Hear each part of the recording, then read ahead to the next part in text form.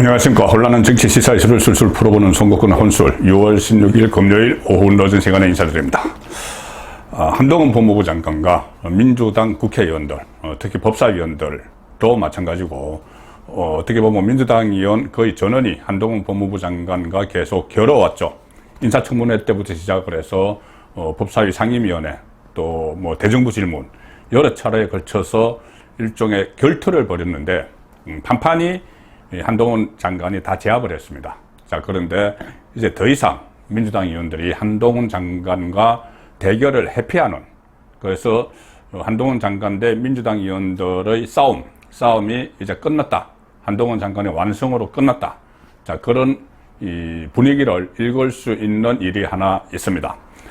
뭐냐면은 지금 어제까지 국회에서 대정부 질문이 있었죠. 대정부 질문이 있었는데 그 전까지 대정부 질문에서는 이 민주당 의원들이 나서서 한동훈 장관을 계속 불러냈습니다.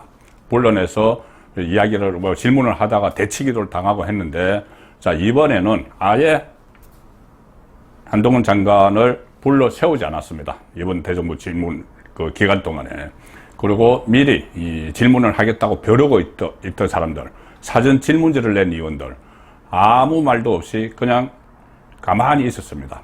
국민의힘 안에서만 몇 사람이 한동훈 장관에게 질문을 하고, 그 시각장애인 국회의원, 김예지 의원이 이 물고기 연설을 해서 또 감동을 주기도 하고 그렇게 했죠. 한동훈 장관과. 그런데 민주당 의원들은 저는 한동훈에게 도전장을 내밀지 않았습니다. 처음에 도전장을 내밀었던, 사전 질문서를 주면서 내밀었던 네 사람의 민주당 의원도 전부 다 침묵하고 앉아있고 그 한동훈 장관에게 공격하러 나가지 않았습니다. 자, 이 12일부터 14일 동안 진행된 국회 대정부 질문에서 그런 일이 있었는데, 그동안을 보면은 작년 7월에 윤석열 정부가 출범하고 나서 첫 번째 대정부 질문이 있었는데, 그때 민주당은 그 첫 대정부 질문 때부터, 윤석열 정부 들어서 첫 대정부 질문 때부터 민주당은 한동훈 장관을 상대로 집중 공세를 막 펼쳤죠. 물론 뭐 다 제압당했지만은 서로 막 공격수라고 자처하는 사람들이 계속 나섰습니다. 작년 2월 그 대정부 질문에서, 작년 아닙니다. 지난 2월 달 대정부 질문에서는 특히 청담동 술자리 의혹 뭐 이런 것이 있었죠. 김건희 여사 특검 이런 문제를 놓고 그때 이 청담동 술자리 의혹이 완전히 가짜라는 것이 밝혀지기 전이어서 민주당 의원들이 기세등등하게 막 몰아붙였습니다. 그리고 김건희 여사, 도이치모터스 주가 조작 연루 의혹 이것을 놓고 특검을 해야 된다 하고 또 막 몰아붙였습니다. 한동훈 장관에게 판판이 깨졌지만은 그때까지는 도전 정신이 있었죠. 민주당 의원들에게도 한동훈과 한번 맞짱 떠보자 하는 도전 정신이 있어서 계속 그 단상에 불러내서, 요즘 보면 국회의원들이 불러내죠. 장관을 불러내서 막 다그쳤습니다. 물론 깨졌지만은. 그리고 지난 4월 대정부 질문, 2달 전만 해도 4월 대정부 질문에서도 이 첫날 질문자 민주당 의원이 6명이 있었는데, 그 중에 3명이 이 한동훈 장관을 불러내서 질의를 했습니다. 아마 기억이 나실 겁니다. 그때 이 박용진 의원과 이 한동훈 장관이 거친 말싸움을 벌이는 그런 장면도 있었죠. 민주당 박용진 의원. 그리고 검찰 출신인 김혜재도 나와서 서로 설전을 벌여보려고 했는데, 결국은 그런 일들이 나중에 보니 이 한동훈 장관의 책임만 막 키워줬다. 그런 비판도 내부에서 나왔습니다. 제대로 싸우지도 못하면서 도전장만 내밀었다가 판판이 깨지니 민주당이 오히려 우습게 되는 이 상황이죠. 자, 그런데 이번 대정부 질문을 앞두고도 완전히 벼렸습니다. 7일에, 12일부터 대정부 질문이 시작됐는데 7일에 민주당 최고위원회의에서 새로 선임된 박강원 원내대표가 선전포고를 했습니다. 한동훈 장관에게 아예 선전포고를 했습니다. 왜 선전포고를 했냐면은 그때 한동훈 법무부 장관 인사청문회 자료 유출 수사가 있었죠. 압수수색이 있었죠. 최강욱 의원을 압수수색했습니다. 그리고 최강욱 의원 전에 MBC 기자, 그리고 MBC 기자가 이 한동훈 장관의 개인정보를 입수를 해서 인사청문회 자료 그거를 입수를 해서 좌파 유튜브 쪽에 줬죠. 좌파 유튜브 쪽에서 그것을 가지고 한동훈 장관 집도 찾아가고 또 한동훈 장관과 거래를 했던 이 목사집, 부동산 거래를 했던 거기도 막 찾아가서 괴롭히고 했습니다. 그래서 이 압수수색을 하는 과정에서 최강욱이 그 인사청문회 자료를 줬다, 넘겼다. 최강욱은 법사위니까 한동훈 인사청문회를 했죠. 그 인사청문회 하라고 준 자료를 넘겼습니다. 넘겼으니 그것을 가지고 악용을 했죠. 좌파 유튜브에서.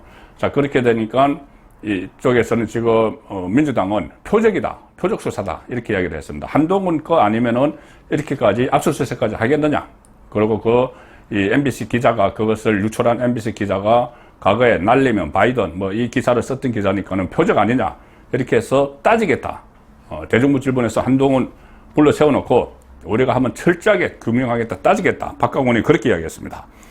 공권력 남용을 6월 국회에서 반드시 따져 묻겠다 이렇게 호언을 했습니다. 최강욱 압수수색을 당한 것을 두고. 그리고 실제로 야당 의원 4명이 법무부에 사전 질의서까지 보냈습니다. 자, 이 사전 질의서 우리가 가서 이 6월 국회가 열리면은 대정부 질문에서 우리가 이런 질문을 할 테니까는 자료 똑바로 준비해라 이러고 사전 질문서까지 줬죠. 김성주, 신영대, 신현영 이런 의원들이 주면서 대통령의 법안 거부권이 남발된다. 검찰의 압수수색이 너무 많다. 마약 중독자 치료 보호기관 학대 사건 이런 거 관련한 질문을 하겠다. 사전 질문서까지 다 보냈는데 정작 현장에서는 전부 자리를 지키고 앉아 있거나 아니면은 뭐 좀 볼 면목이 없어서 뭐 본회의장에 들어가지 않았거나 서울고문에 퇴장했거나 해버렸죠. 어쨌든 단상에 나서서 한동훈을 불러내지는 않았습니다. 자, 그리고 그 대정부 질문 때 4일 동안 있었는데 민주당은 단 한 번도 한동훈 장관을 질문대에 세우지 않았다. 그동안 한동훈 출석 때마다 집중적으로 도전을 했던 것과는 완전히 다르다. 그리고 이번에는 민주당으로서는 상당히 수모를 당했습니다. 한동훈 장관에게. 한동훈 장관이 도발을 했죠.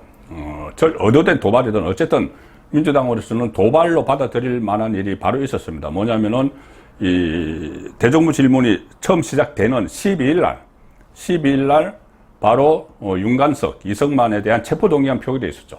그 체포동의안 표결에서 민주당 의원들 본인들의 말대로 한동훈 장관이 이 잠재적 범죄자로 취급을 했다. 본인들이 뭐 그렇게 반발했죠. 왜 그러냐면은 이 민주당 의원들 중에서 돈 봉투를 받은 사람이 20명이 있는데 그 20명이 돈 봉투를 전달한 윤관석, 이성만에 대해서 이것을 구속할지 말아야 될지 이것을 표결하는 것은 정당하지 못하다. 이렇게 직격탄을 날렸습니다. 그 수모를 당한 거죠.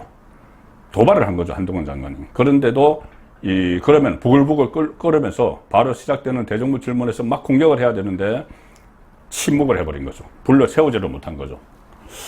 그리고 나 없으면은 뭐 민주당 어떻게 살지 궁금하다. 계속 본인을 공격만 하니까 한동훈 장관이 그렇게 조롱까지 했고 내 말에 틀린 게 있으면 한번 지적해달라. 직접 이렇게 이야기했습니다. 기자들과 만나서 아니 내 말에 틀린 게 있으면 그때 윤관석, 이성만 두 사람 체포동의 요구서를 읽으면서 한 내 말에 뭐 20명의 돈봉투 받은 사람들 이야기한 내 말에 틀린 게 있으면은 나에게 한 말 해봐라. 이렇게까지 이야기했죠. 그러면 민주당 의원들이 한동훈을 불러놓고 대정부 질문이 그 이후에 4월 동안 이어졌으니까 한동훈 장관을 불러놓고 막 따지고 추궁을 해야 되는데 전부 다 침묵, 입 꾹 다물고 다른 사람, 엄한 사람들만 장관들만 와라 가라 하고 그러고 끝내버렸습니다. 자, 왜 그랬을까요? 뻔하죠. 이 두 가지죠. 하나는 돈봉투 사건 그리고 체포동의안 부결 이것이 막 부각이 되면서 오히려 민주당의 이 도덕성 하락, 추락이 TV로 생중계되는 그 과정에서 전부 다 노출이 될 수가 있죠. 한동안의 그 화려한 이 논리에 의해서. 그리고 또 하나는 괜히 본인이 총대 메고 나섰다가 민주당 의원이 총대 메고 나섰다가 과거에 뭐 김남국이나 최강욱이나 이수준이 이렇게 깨진 것처럼 그 전 국민을 보는 데서 망신당하면은 자기 손해죠. 그러니 아예 한동훈을 등판시키지 않은 겁니다. 불러내지 않은 것이죠. 자, 이렇게 되니 질의 대상에 한동훈 장관은 전혀 없었고 사전에 질의서를 보냈던 의원들조차 질문하지 않았는데 이 법무부 관계자는 이렇게 이야기했습니다. 사전 질의서를 받은 한동훈 장관이 직원들에게 이것저것 자료를 준비시키며 답변을 다 준비했다. 자, 한번 그래 나에게 도전장을 냈으니 한번 해보자 했는데 아예 링에 올라오지도 않고 기권을 해버린 거죠. 그래서 이 대정부 질문 기간 내내 야당 의원들이 한동훈 장관을 부르지 않은 것은 이번이 처음이었습니다. 그래서 내릴 수 있는 결론은 민주당 대 한동훈 이 1년여 동안 상당히 장기간 동안 인사청문회부터 시작해서 법사위, 그 다음에 국정감사, 또 대정부 질문 여기서 수시로 부딪혔는데 이제 한동훈의 완성으로 끝났다.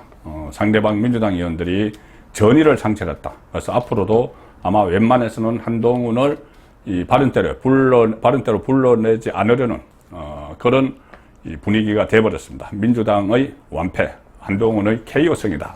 이렇게 정리를 해드리겠습니다. 송국근의 혼술이었습니다.